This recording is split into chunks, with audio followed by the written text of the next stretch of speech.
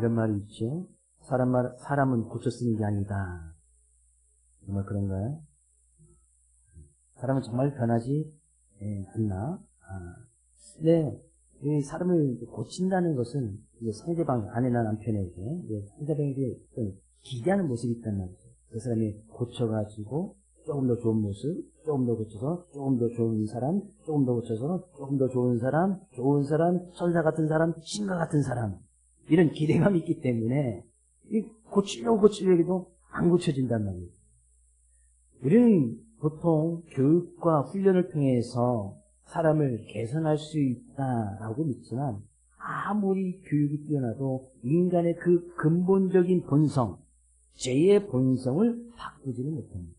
사람은 고쳐지지 않습니다. 성경에 가서 보면, 요한복음 3장에 가서 보면 니고데모라는 사람이 어느 날 예수님을 찾아와서 이야기합니다. 예수님께서 행하셨던 그런 기적이나 놀라운 일들을 보니까 당신은 하나님께로부터 선생인 줄 알겠습니다. 그렇지 않으면 이런 표를 행할 수 없습니다. 라고 이야기하니까 예수님께서 그 니고데모라는 사람에게 이렇게 이야기합니다. 사람이 거듭나지 아니하면 하나님 나라를 볼 수 없느니라. 거듭난다고 이야기하는 거예요. 그 니고데모가 생각하면서 사람이 어떻게 거듭날 수 있습니까? 엄마 뱃속에 다시 들어갔다가 다시 태어날 수 있습니까? 이것이 어찌 가능합니까? 이야기하니까 예수님께서 사람이 물과 성령으로 나지 아니하면 하나님 나라에 들어갈 수 없습니다. 그런 예수님을 믿는 것을 거듭남이라고 표현하고 있어요. 거듭났다는 것은 다시 태어났다는 것이잖아요. 그래서 우리가 성경적으로 사람은 예수님을 믿으면 거듭나는 거예요. 예수님을 믿으면 다시 태어나는 거예요. 하나님께서는 사람을 고치시는 것이 아니라 거듭났다는 것은 완전히 그 사람을 죽였다가 다시 살리셔서 새로운 삶을 살게 하신다는 거죠. 그래서 고린도후서 5장 17절에서는 이런 말씀이 있습니다. 같이 읽어보겠습니다. 그런즉 누구든지 그리스도 안에 있으면 새로운 피조물이라. 이전 것은 지나갔으니 보라 새 것이 되었도다. 예수를 믿는 것은 이전에 나의 연약한 모습은 완전히 다 지나가고 보라 새롭게 되었으니 새로운 인생을 살아가는 것이다. 그렇게 예수님을 믿고 거듭난 믿음의 삶을 살아가다가도 우리는 여전히 육체의 모습을 가지고 있기 때문에 우리의 삶의 형편이나 여건이나 어려움이나 문제나 난간 속에서 때로는 이 믿음이 정말 연약해지고 어쩌면 믿음이 바닥을 치는 그런 상황 가운데 놓여질 수도 있습니다.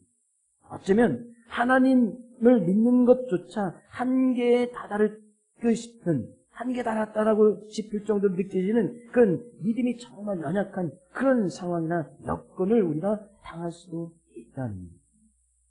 성경에 수많은 믿음의 사람들이 나옵니다. 근데 그 믿음의 사람들이 처음부터 끝까지 그런 믿음의 변함없는 믿음의 모습으로 올곧게 살아갔느냐? 그렇지 않습니다. 그렇다면 우리는 성경이 정말 어려운 성경이 되어질 거예요. 왜? 우리 그런 믿음을 따라갈 수가 없습니다. 근데 성경에 나타났던 모든 믿음의 사람들, 정말 위대한 신앙을 가지고 있던 사람들도 우리와 똑같은 성정을 가진 사람이고 그들도 낙심하고 낭망하고 어쩌면 저것이 믿음 있는 사람의 행동인가 할처럼 그렇게 절망하는 그런 순간들이 다 있었습니다. 오늘은 그런 부분을 중심으로 우리가 좀 얘기를 나누려고 하는데 오늘 본 말씀께서는 엘리야라는 선지자가 나옵니다. 오늘 본 말씀은 열왕기상 19장인데 이 엘리야는 열왕기상 17장에 처음 이제 나타납니다. 열왕기상 17장일 때 그 당시 엘리야가 살던 그 시대의 북이스라엘의 왕은 아합 왕이었고 왕비는 이세벨 왕비였습니다. 근데 이 아합 왕이 정말 이 사악한 왕 중에 북쪽 이스라엘 왕 중에 많은 왕들이 있었지만 정말 사악하고 악한 왕 중에 한 사람을 되는 사람이 아합 왕이거든요. 근데 이 아합 왕이 이세벨이라는 사람과 결혼하는데 이 이세벨은 시돈 왕, 그러니까 이스라엘 나라가 아닌 다른 왕의 공주를 데려다가 이제 결혼을 합니다. 다른 나라의 시돈 왕 에드바알의 딸 이세벨과 결혼하게 되는데 다른 나라의 공주와 결혼한단 말이죠. 근데 이 이세벨이 결혼하고 들어올 때에 자기 나라에서 믿던 신을 같이 가지고 와, 이세벨이. 근데 그 이세벨이 믿었던, 그 나라에 믿던 신이 바로 이제 바알 신이고 아세라 신입니다. 그래서 이 이세벨이 결혼하면서 북쪽 이스라엘에 바알 신전을 짓고 신당을 세우고 곳곳 나라마다 그냥 바알과 아세라 신상을 세워서 사람들로 하여금 그 신들을 숭배하게끔 만들어버리는 거예요. 그 모습을 보았던 하나님께서 얼마나 노하셨겠습니까? 그래서 그때에 하나님께서 엘리야라는 선지자를 처음 불러서 아합 왕과 이세벨에게 가서 심판의 경고를 전합니다. 이것이 선지자가 해야 될 일이었습니다. 정말 포악하고 정말 사악한 이 왕과 왕비가 가장 듣기 싫어하는 그 이야기를 선지자가 가서 이야기하는 거예요. 가서 이야기하는 겁니다. 뭐라고요?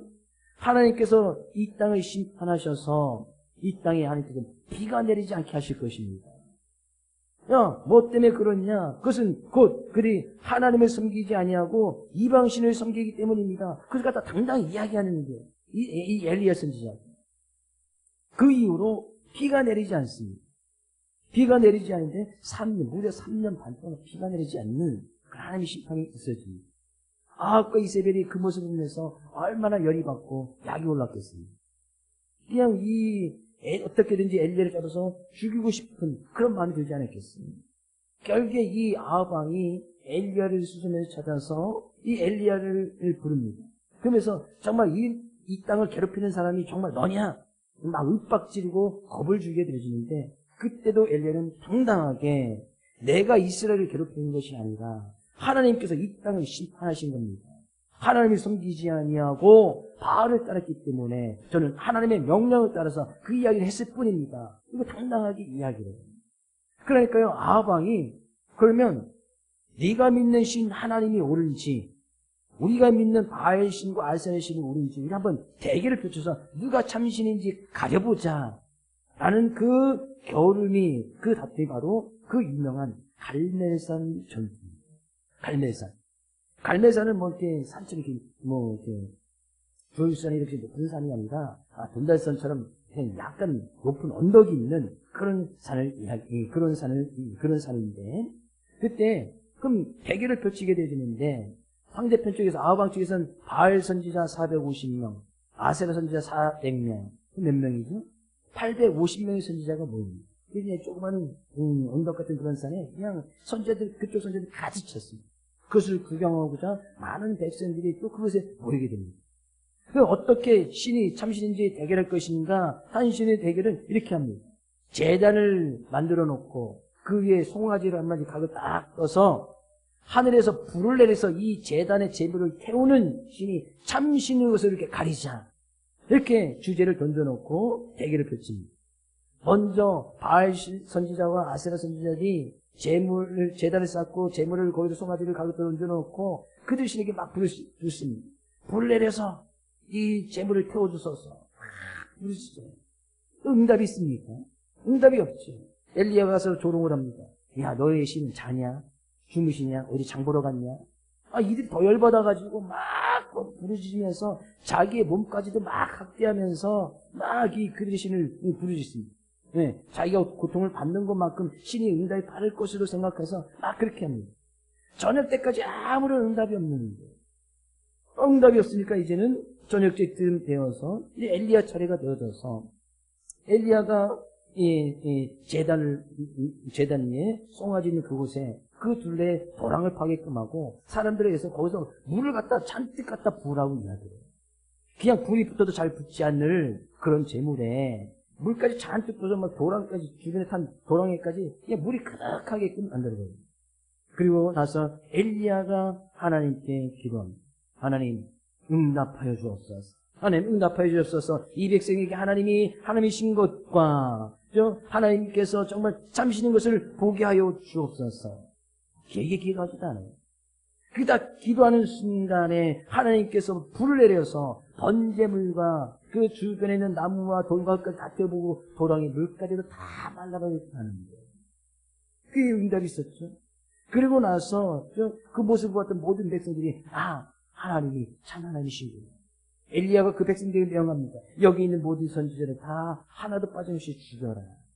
그 가운데서 갈멜산에서 바알 선지자, 아세라 선지자 850명이 다 죽임을 당합니다. 그리고 나서 오늘 본 말씀이 이어지는 겁니다. 아합이 엘리야가 그렇게 했다는 이야기를 듣고 자기 부인이었던 이세벨에게 찾아가서 다 자초지종을 이야기하는 겁니다. 야, 우리가 믿었던 선지자가 다 죽임을 당했다. 엘리야 때문에 다 죽었다. 그러니까 이세벨이 정말 열받아가지고 뭐라고 이야기를 해요? 2절. 이세벨이 사신을 엘리야에게 보내어 이르되 내가 내일 이맘때에는 반드시 내 생명은 저 사람들 중에 한 사람의 생명과 같게 한다. 내일 이맘때쯤에는 반드시 너를 죽이겠다. 반드시 죽이겠다는 거예요. 근데 그 이야기를 들었던 이 엘리야가 어떻게 합니까? 성경에서 정말 아이러니한 부분, 잘 이해되지 않는 부분이 이 부분일 수 있는데요. 3절 말씀 가서 보니까 그가 이 형편을 보고 일어나 자기의 생명을 위하여 도망하여, 자기의 지금 처해져 있는 그런 형편이나 상황을 보고 이세벨 여왕의 어떤 경고의 말을 딱 들으니까 갑자기 큰 두려움과 공포심이 생겼습니다. 자기 형편을 보니까 이제 죽을 것 같은 거예요. 그래서 도망을 가버려요. 바로 전까지 당당하게 아합왕과 왕비 앞에서 그냥 하나님의 심판을 경고하고 갈멜산을 전투해서 1대 850명으로 하나님이 참 하나님인 것을 대결해서 승리하고 선지자들 850명을 다 죽여왔던 그런 위대하고 능력 있던 그런 모습을 보여주었던 이 엘리야가 이세벨의 한마디, 너 내일 내가 찾아가서 반드시 죽일 거야 했던 그 한마디 듣고 자기의 생명이 위협을 느껴서 도망가 버렸다는 거예요. 참 이해가 되지 않는 말씀인 것 같지만 전 이 말씀이 참 위로가 돼요. 그 위대했던 능력의 선지자 엘리야, 불로서 응답했던 이 엘리야도 자기의 형편 때문에, 자기가 처해 있는 그 상황 때문에 그냥 자기의 생명에서 왜 도망가 버리는 어떤 그 영적인 이 상태가 완전히 바닥을 쳐서 그냥 도망가 버렸단 말이에요. 그리고 나서 뭐라고 얘기해요? 4절 가서 보니까 자기 자신 광야로 들어가서, 광야라는 것은 사람이 없는 곳을 이야기해요. 멀리 깊숙한 곳에 도망가서 하룻길쯤 가서 한 로덴나무 한 데서 자기가 죽기를 원하여 이르되 여호와의 넉넉하오니 지금 내 생명 거두옵소서. 나는 내 조상들보다 낫지 못하나이다. 사람이 없는 곳을 깊은 곳에 광야 속에 들어가서 한 나무 그 밑에 딱 앉아가지고 하나님께 기도한다는 것이, 선지자가 이렇게 기도하는 거야. 하나님 넉넉하오니, 하나님 나 이제까지 살 만큼 살았으니 나 죽여주시옵소서. 선지자가 기도할 내용이에요. 이세벨이 말 한마디, 너 반드시 내일 죽일 거야 했던 그 한마디에 겁과 두려움과 공포심이 생기고 자기 주변에 있는 그런 형편의 상황을 보니까 자기가 정말 죽을 것 같거든요. 그래서 멀찌감치 도망가서는 하나님께 기도한다는 것이 하나님 나 죽여주옵소서. 선지자가 지금 그렇게 기도하고 있는 거예요. 참 아이러니한 이해가 되지 않는 그런 모습이지만 전 이 모습이 우리의 신앙과 믿음의 모습을 지키는 우리의 삶 가운데서 큰 위로가 돼요. 네? 엘리야도 우리와 똑같은 성정을 가진 사람이구나. 그런 큰 능력, 불로 응답받은 그 능력의 선지자라면 당당히 왕 옆에서 나와서 맞서 싸워서 이기고 죽음의 협박까지도 제가 죽을지언정 그냥 가서 그냥 이세벨과 싸울 것 같지만 왕비 한마디에 순식간에 겁먹고 광야로 도망쳐서 하나님께 죽기를 강구하고 있더라면 과연 어느 쪽이 엘리야의 진짜 모습이, 갈멜산 때 승리했던 그런 모습, 아니면 그냥 지금 광야에서 그냥 한 나무 밑에 그냥 딱 숨어가지고 하나님께 기도한다는 것이 하나님 나 죽여주옵소서. 이제 살 만큼 살았으니 나 넉넉하오니 됐으니 나 이제 그만 살라니까 죽여주옵소서. 라고 했던 그 모습이 엘리야의 모습.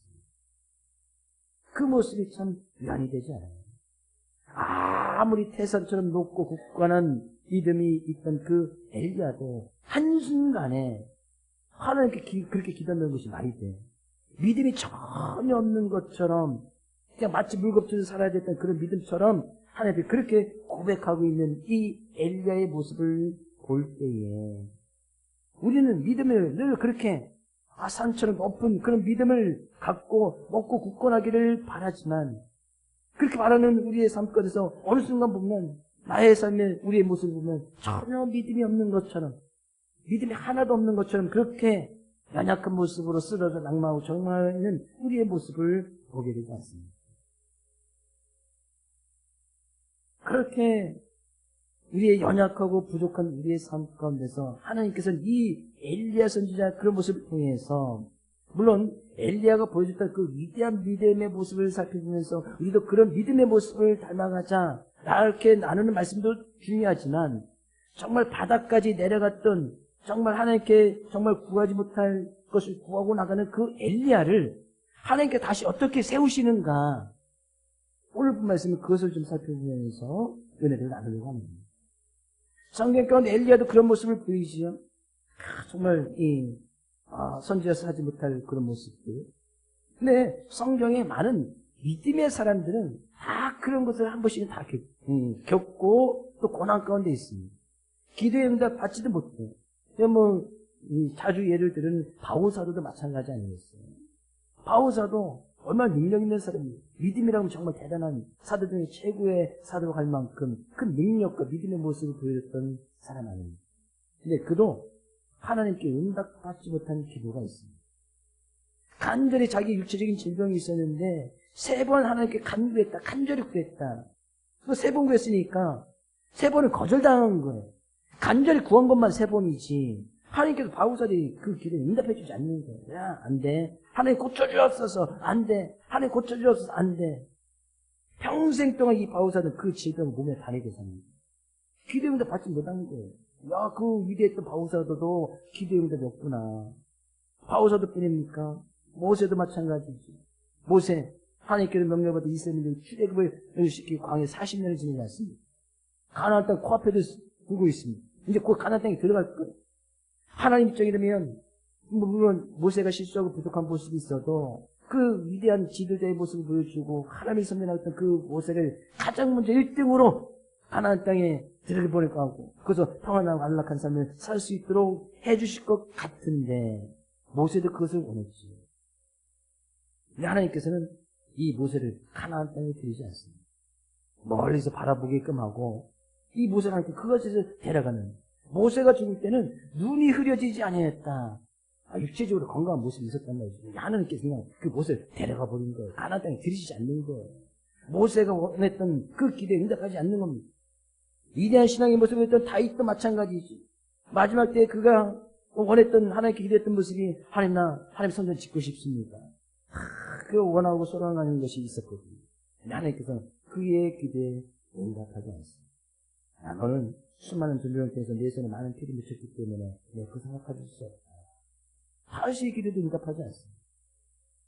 그런 믿음의 사람들이 보였던 그런 기도의 응답을 받지 못했든지 때로는 절망하고 낙심하는 그런 모습을 볼 때에 얼마나 큰 위로가 돼요.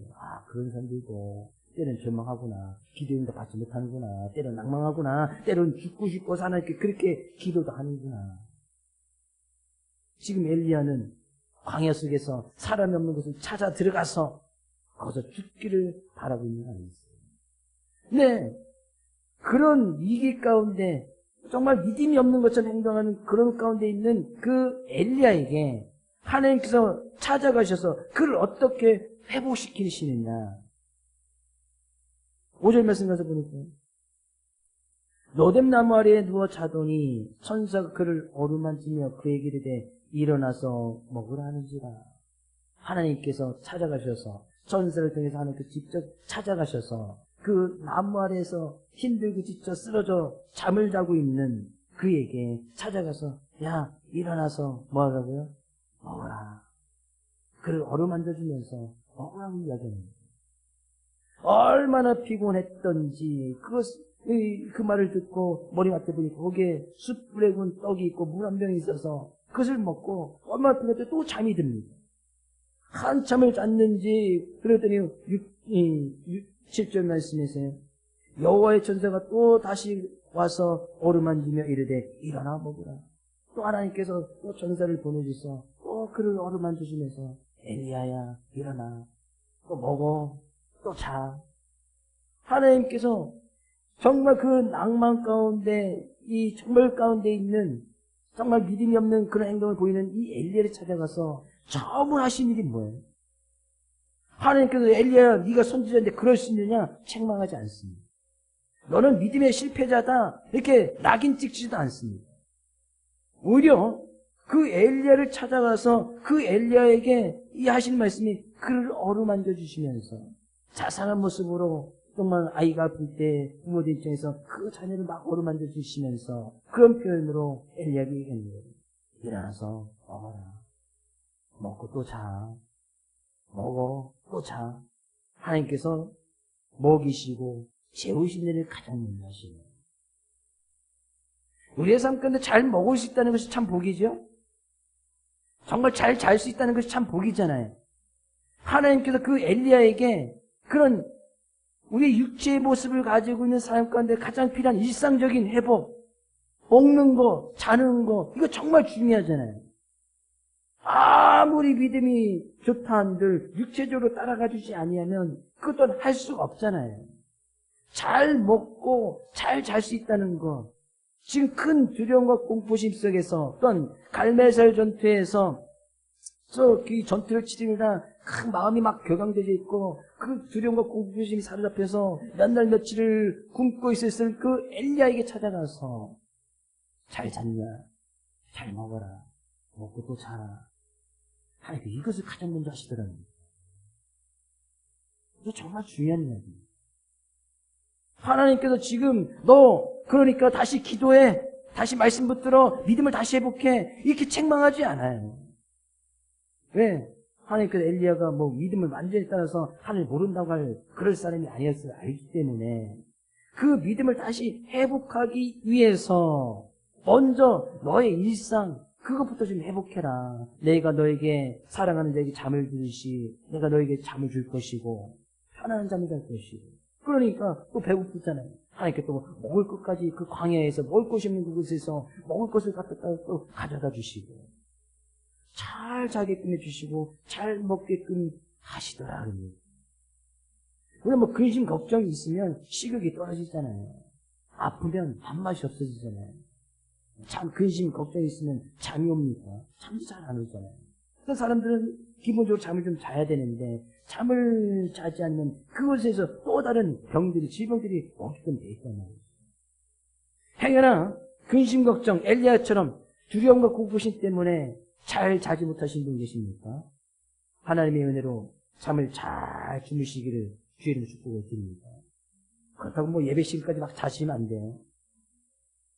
잘 드시기를, 잘 먹기를 주의 이름으로 축복을 드립니다. 우리가 좀 아프고 나서 좀 회복될 때쯤 되어지면 막 먹을 것이 막 생각나잖아요. 며칠 굶어보면 이것도 먹고 막 금식해보면 하루 반쯤 지나면 내가 그냥 금식 3일만 끝나봐라 그냥 이것도 막 금식을 해봐야 알지. 또 아파보면 알잖아요. 아파보면 감기 걸려서 한 3, 4일 고생한 내 감기 그 회복될 쯤 되어지면 막 뭔가 먹고 싶은 것이 막 땡기잖아요. 식욕이 생긴다는 것은 이제 건강상태 좋아진다는 이야기거든요. 계속 나빠지면 먹고 싶은 거 뭐 자고 이거 생각나지도 않아요. 근데 먹고 싶은 것이 생겨진다? 이제 회복된다는 그런 의미예요. 그러면 잘 드시는 거. 그거 정말 중요한 거예요. 먹고 싶은 것이 생각나시는 거 있으면 좀 잘 드세요. 돈이 없다 저한테 연락해서 제가 사드릴 테니까. 먹고 싶은 것이 있다. 하나님께서 식욕, 이거 정말 중요한 것이거든요. 잘 먹고, 잘 자고, 그건 하나님의 은혜가 있으면 가능한 거예요. 지금 엘리야로, 지금 그걸 깨닫게 하시는 것이거든요. 그대의 일상 가운데, 엘리야 일상 가운데서, 잘 먹이시고, 잘 자게끔 하시는 분도 하나님이시구나. 하나님께서 자상하게 찾아와서 어루만져 주시며, 먹고 자는 것이 먼저다. 그렇다고 막 새벽 4시부터 막 주무시면 또 안 돼요. 그냥 예배 시간도 계속 주무시면 안 되고. 또 먹느라고 어디 맛있는 거 먹으러 갑니다 하면서 주일날 또 빠지시면 안 돼. 그리고 좀 피해서 갈 수도 있잖아요. 어디 좋은데 좋은 식당이 있다더라. 뭐 찾아가세요. 근데 뭐 주일날까지 하면서 좀 찾아가시기 좀 곤란하다. 하나님은 우리의 믿음을 회복시키실 때에 먼저 일상을 회복하게 하시더라. 그 이번 한 주간 잘 드시기를 주의 이름으로 축복을 드립니다. 잘 자기를 주의 이름으로 축복을 드립니다. 지금 하나님께서는 엘리야가 가장 무엇이 필요한지 그것을 먼저 아셨어요. 하나님께 기도하는 것보다, 하나님께 예배하는 것보다 지금 엘리야에게 필요한 것은 몇 날 며칠 두려움과 공포심에 떨고 있어서 제대로 자지도 못하고 먹지도 못하는 그에게 그가 일상을 회복하는 것이 먼저다. 그에게 하나님께서 채워주시는 거예요. 왜? 우리는 육체의 모습을 가지고 있기 때문에. 우리의 육체의 모습은 자야 되잖아요. 우리의 육체의 모습은 먹어야 된단 말이죠. 자녀들이 어릴 때 아파서 병원에 데려가면 의사 선생님이 꼭 묻습니다. 잘 먹냐? 잘 자냐? 잘 노냐? 물어봐요. 아니요, 아프니까 잘 먹지도 못하고, 아프면 잘 자지도 못하고, 아프면 막 활발하고 막 뛰었던 그런 애들이 놀지도 않아요. 그냥 쭉 쳐져 있고, 그냥 엄마 아프면 안겨 있으려고. 건강하지 못하다는 시간 아니겠어요. 그만큼 잘 먹고 잘 되고 잘 노는 것이 얼마나 중요한지. 이 말씀 통해서 먹고 마시는 거. 저도 아플 때는, 제 아프고 나면, 이 먹을 것이, 생각나요.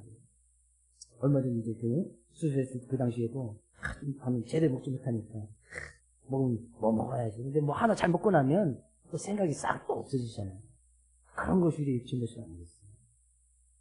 우리의 식욕이 지금 왕성하게 있다는 거, 정말 크신 하나님의 은혜예요. 그러나, 또 식욕이 너무 왕성해서 매일 먹을 것만 찾는 것도 그런 분들 좀 자제하시고, 그죠?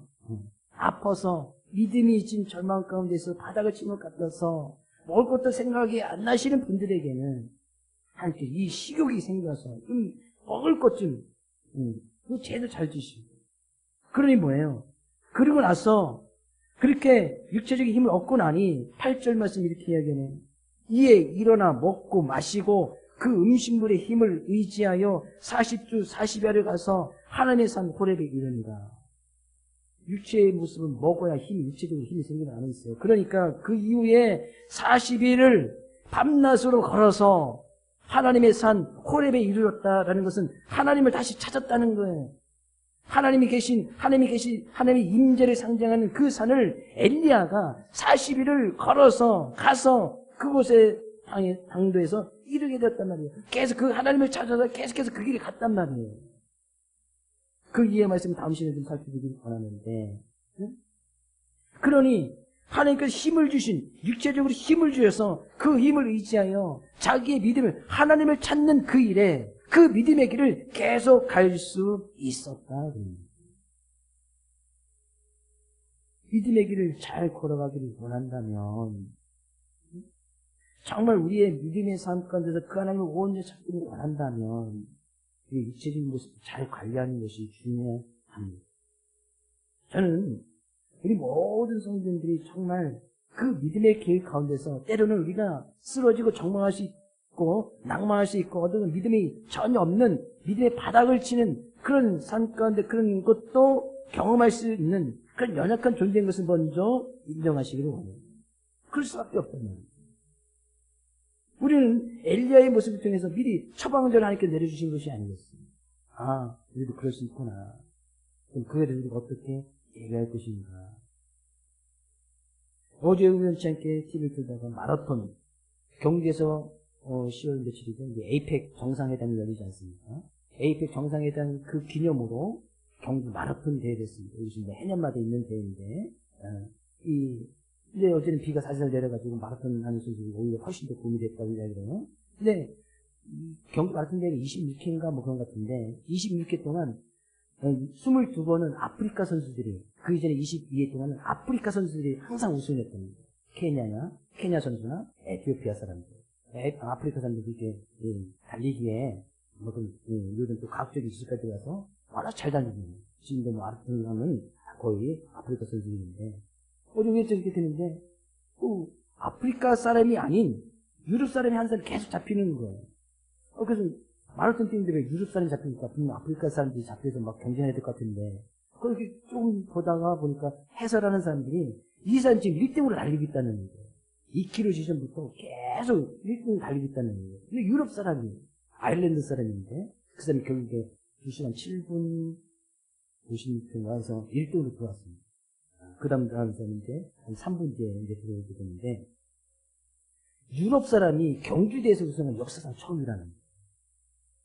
근데 뭐 그 대회가 중요한 게 아니라 그것을 이제 잠깐 보던 그 해설하는 해설하는 위원이 저기 이상하게 좀 남았는데 이 마라톤 선수들은 뭐 계속 달려야 되잖아요. 중간에 가서 힘들다고 쉬었다가 달리면 뭐 마라톤 선수 할 수가 없잖아요.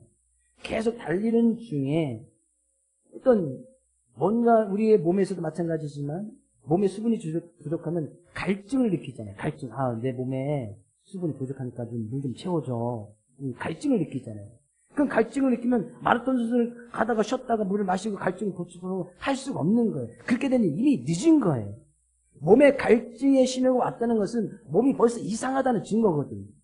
그러면 그 상태로 계속 달려서 물을 마시면 이미 그것을 달리는 중에 회복하려면 그것이 이미 늦는 거예요. 그래서 이 해설위원이 그 사람의 달리는 모습을 보면서 이 마라톤 선수는 미리 갈증이 오기 전에 미리 수분 공급을 한다는 거예요. 이 사람을 잘 보니까 5km, 10km, 15km, 20km, 25km, 5km마다 미리 갈증이 오기 전에 미리 수분 공급을 마시는 거예요. 물을 마시고 또 달리고 5km 뒤에 가서 또 마시고 달리고 미리 수분 공급을 해주면서 그 40.195km를 마치는 거예요. 갈증이 오기 전에 몸에 이상식이 오기 전에 미리 예방주사 맞는 거예요. 가을에 이제 겨울에 독감 유행한다고 하니까 미리 예방주사를 맞잖아요. 예방주사 맞아도 독감에 걸릴 수 있습니다. 그러나 예방주사를 맞으면 독감에도 그렇게 크게 아프진 않아요. 왜? 예방주사 맞았기 때문에.